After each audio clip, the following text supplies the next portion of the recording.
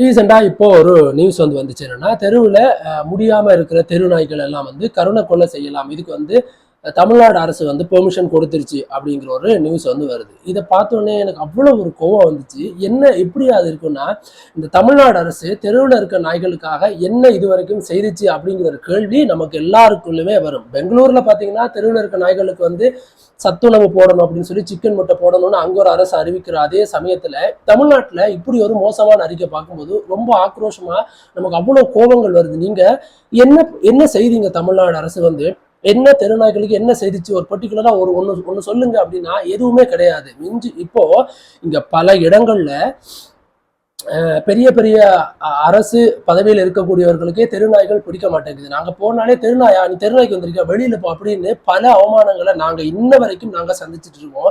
நீங்க இது வரைக்கும் தெருநாய்களுக்காக ஒருவேளை சோறு போட்டிருக்கீங்களா? இல்ல கார்பரேஷன் சொல்லி ஒருவேளை சோறு போடுங்க. இல்ல அந்தந்த இப்ப நாங்க திருச்சியில இருக்கோம்னா அங்க இருக்க ஒரு ரெஸ்கியூ இருக்கோ இல்ல நாய்களை பாதுகாக்கல நாய்களுக்கு ஒரு இடத்த கொடுத்து நீங்க இதை பாதுகாக்குங்க, வெளியில நாய்கள் விடாதுங்கன்னு ஏதாவது ஒரு ஒரு ஒரு ஒரு சலுகை செய்தீங்களா? இல்ல அதுங்களுக்கு ஒரு சோறு போடுங்கன்னு எங்களுக்கு ஏதாவது ஃபண்ட் நீங்க ரைஸ் பண்ணீங்க? இப்படி நீங்க எதுவுமே செய்யாம எடுத்தெடுப்புல எப்படி ஒரு உயிரை நீங்க கொல்ல முடியும்? அந்த ரைட்ஸ் உங்களுக்கு யார் கொடுத்தா அப்படிங்கிறது. அப்படி நீங்க கொல்லணும் அப்படின்னு அப்படி உடம்பு முடியாம இருக்கிற நாய்களையும் கொல்லணும்னா, கொரோனா வந்தப்போ பாதிக்கப்பட்டு ஏகப்பட்ட மக்கள் இருந்தாங்களே, அவங்களை நீங்க கொண்டிருக்க வேண்டியதானே?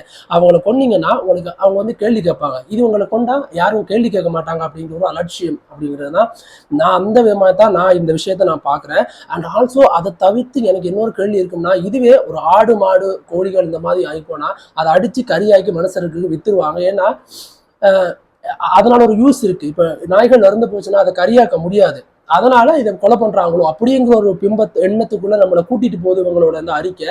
இதை வன்மையா ரொம்ப கண்டிக்கிறோம்.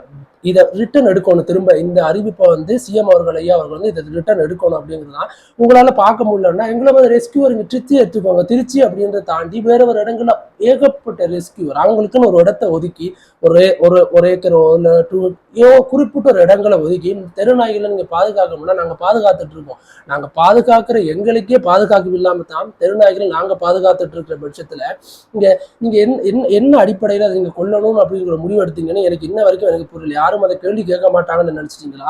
இல்ல அவங்க அந்த பூமியில வாழ்றதுக்கு தகுதி இல்லைன்னு நினைச்சிட்டாங்களா? எனக்கு அந்த கான்செப்ட் எனக்கு இன்ன வரைக்கும் எனக்கு புரியவே இல்லை. அண்ட் ஆல்சோ கவர்மெண்ட் ஹாஸ்பிட்டல் இங்க கூட்டிட்டு போனாலே அங்கேயே எங்களுக்கு சரியான சலுகைகள் சொல்லுங்க. ஒரு ரேபிஸ் ஊசி ஃப்ரீயா போட மாட்டாங்க. ஒரு சிடி அஃபெக்ஷன் ஒரு டாக்டருக்கு கூட்டு போனா சிடி இன்ஜெக்ஷன் அங்க ஃப்ரீயா போட மாட்டாங்க. எல்லாமே பக்கத்துல மெடிக்கல்ல போய் பைசா வாங்கிட்டு வான்னு சொல்லித்தான் ஒரு 650 700 rupees கொடுத்து தான் அந்த இன்ஜெக்ஷனை வாங்கி இந்த தெருநாய்களுக்கு நாங்க போடுறோம். ஸோ அப்படி இருக்கிற பட்சத்துல கால்நடை அந்த அந்த அமைச்சர் அந்த இருக்கக்கூடியவங்க அந்த ரேபிஸ்ன்னு கொடுக்குற இன்ஜெக்ஷன் எல்லாம் எங்க போகுது? சிடிக்குன்னு கொடுக்குற இன்ஜெக்ஷன் எல்லாம் எங்க போகுது? அது என்ன பண்றீங்க? இப்படிலாம் நாங்க ஏகப்பட்ட கேள்விகள் இருக்கும். இது எல்லாமே நாங்க ரெகுலரா ஃபேஸ் பண்ற விஷயம் தான். பல பேர் கேட்பாங்க, நீங்க எதுக்கு பிரைவேட் ஹாஸ்பிட்டல் போறீங்க? பிரைவேட் ஹாஸ்பிட்டல் நீங்க போய் பாருங்க, அவ்வளவு சூப்பரா தெருநாய்களை அவங்க கேர் பண்ணிப்பாங்க. இதே நீங்க ஒரு ஜிஹெச் கூட்டு போய் பாருங்க, குறிப்பிட்ட ஒரு சில பேர்களை தவிர தெருநாய்களை கூட்டி போனா எங்களையே ஒரு மாதிரி என்ன பிச்சைக்கார கூட நம்ம சொல்ல முடியாது. என்னமோ ஒரு ஒரு ஒரு அரிய வகை நோயில தாய்க்கப்பட்ட ஒரு மனிதர்கள் மாதிரி எங்களை அவங்க ஏளனமா பாக்குறதாலே நாங்க அந்த ஹாஸ்பிட்டல் போறதை இப்போ வரைக்கும் நாங்க தவிர்த்துட்டு இருக்கோம். நாங்க அங்க போறது இல்லை. இது எல்லாம் நான் பேசக்கூடாது, ரொம்ப கொயிட்டா இருக்கணும்னு நினைச்சேன். பட் இந்த அறிக்கை ரொம்ப கஷ்டமா இருக்கு எனக்கு பாக்குறப்போ. இதனால பல நல்ல இது என்ன மாதிரியான ஒரு பிளானா இருக்கும் அப்படின்னு பாத்தீங்கன்னா, தெருவில் இருக்க நாய்களை ஒழிக்கணும். அதுக்கு இப்படி ஒரு பிளான் கொண்டு வந்துட்டாங்க. இதை இவங்க ரொம்ப சாதாரணமா சொல்லிடுவாங்க, கருணை கொலை கொண்டிருங்க, இந்த மாதிரி உடம்பு சரியில்லாம இருக்க நாய்கள் அப்படின்னு. இதுவே அந்த ஏரியாவில் இருக்க சில பேர் அவங்களோட இன்ஃபுளுன்ஸை யூஸ் பண்ணி அங்க இருக்க நல்ல நாய்களை கூட கொல்றதுக்கு 100% வாய்ப்புகள் இருக்கு. இது விரைவில் நடக்கும் அப்படிங்கிறதா முக்கியம். என்ன கேட்டா இந்த அறிக்கை முற்றிலும் தவறு. இதை திரும்ப பெறுங்க. இல்ல அடுத்த ஆட்சியில யார் வர்றீங்களோ இல்ல இந்திய ஆட்சியை நீங்க வந்தாலும் தயவு செஞ்சு இதை கண்டினியூ பண்ணாதீங்க. இதை இம்மீடியட்டா இதை நீங்க ரீஃபண்ட் பண்ணிருங்க. இந்த ஒரு அறிக்கையை இது அவ்வளவு ஹெல்த்தியான அறிக்கை இல்லை. அவங்களும் உயிர்கள் தான். இன்னைக்கு நாய் எங்க இருந்து உருவாச்சு அப்படின்னு பாத்தீங்கன்னா மனிதர்களாலதான் நாய் உருவாச்சு. இவன் வளர்த்துட்டு விட்டதுதான் இன்னைக்கு தெருக்கல்ல நின்றுட்டு இருக்கு. அதை பாதுகாக்க நாங்க எவ்வளவு கஷ்டப்படுறோம். அண்ட் ஆல்சோ எங்க திருச்சியில இருக்க அந்த கார்பரேஷன் அவ்வளவு கஷ்டப்படுறாங்க. ஒரு சில அதிகாரிகள் அங்க சரியா இருக்கிறதா இல்லாதபடியா தான் இன்னைக்கு இவ்வளவு குளறுபடிகள் இங்க நடந்துட்டு இருக்குன்றத நாங்க வித்தன் ப்ரூஃபோட நான் இன்னும் வச்சுட்டு இருக்கேன். நாங்கெல்லாம் ஒரு பிரச்சனைப்போ கார்பரேஷனுக்கு போயிருந்தப்போ கார்பரேஷன் கமிஷனருக்கு அந்த ஆபீஸுக்கு போயிருப்போ அங்க இருக்க ஒரு உயர் அதிகாரி எங்க மூஞ்சி முன்னாடியே சொன்ன ஒரு விஷயம் தான், எனக்கு தெரு நாய்களை பிடிக்காது அப்படின்னு எங்க மூஞ்சு முன்ன. அப்ப ஒரு துறைக்கு சம்பந்தமே இல்லாத ஒரு மனிதரை கொண்டு நீங்க உட்கார வச்சீங்கன்னா அவர் எப்படி சப்போர்ட் பண்ணி கொடுப்பாரு அப்படின்றது எனக்கு எனக்கு அந்த கான்செப்ட் எனக்கு புரியல. நீங்க ஒரு துறை அப்படின்னு எடுத்துக்கிட்டீங்கன்னா அந்த துறை சார்ந்த ஒரு நபரை தான் நீங்க அந்த இடத்துல உட்கார வைக்கணும். அந்த துறை சார்ந்த நபருக்கு தான் அந்த துறை சார்ந்த அந்த உயிர்களோட வழி அது தெரியும்.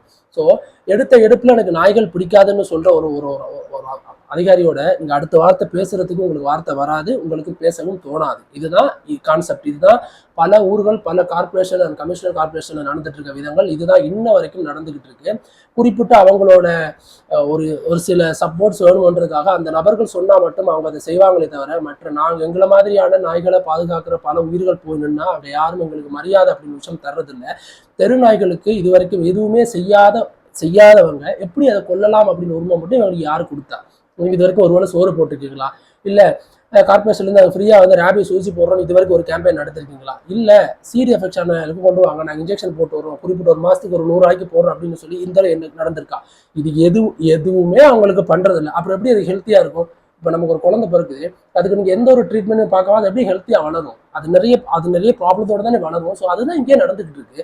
நீங்கள் ஒரு விஷயம் பண்ணுறீங்கன்னா அடிப்படையிலேருந்து நீங்கள் பேசிக்காக பண்ணுங்க. நீங்கள் அடிப்படையிலேருந்து பேசிக்காக நீங்கள் பண்ணிட்டு அதை வந்து நீங்கள் இல்லை நம்ம அடிப்படையிலேருந்து எல்லாம் பண்ணிட்டோம் அது சரியா வரலன்ட்டு நீங்கள் கருணாக்களை கொள்றதுல அது ஒரு நியாய தர்மம் இருக்குது, அது ஒரு கோட்பாடு இருக்குது. நீங்கள் எதுவுமே செய்யாமல் கொலை பண்ணுறதுன்றதுல என்ன விதத்தில் நியாயமாக இருக்குது அப்படின்றதான் என்னோட ஒரு மிகப்பெரிய கேள்வி சிஎம் ஐயா அவர்களுக்கும் அண்ட் இந்த கால்நடை இந்த சுகாதாரத்துறையா அவங்களுக்கு வந்து நான் வைக்கிற கேள்வி இதுதான். இதுக்கு என்னன்னு நீங்க பார்த்து கொஞ்சம் கரெக்டான ஒரு முடிவு எடுங்க. இந்த அறிவிப்பை உடனடியாக திரும்ப பெறுங்க அப்படின்றதான் இந்த டீம் ஆஃப் வாய்ஸ் ஆஃப் திருச்சியோட மிகப்பெரிய கோரிக்கை. நன்றி, வணக்கம்.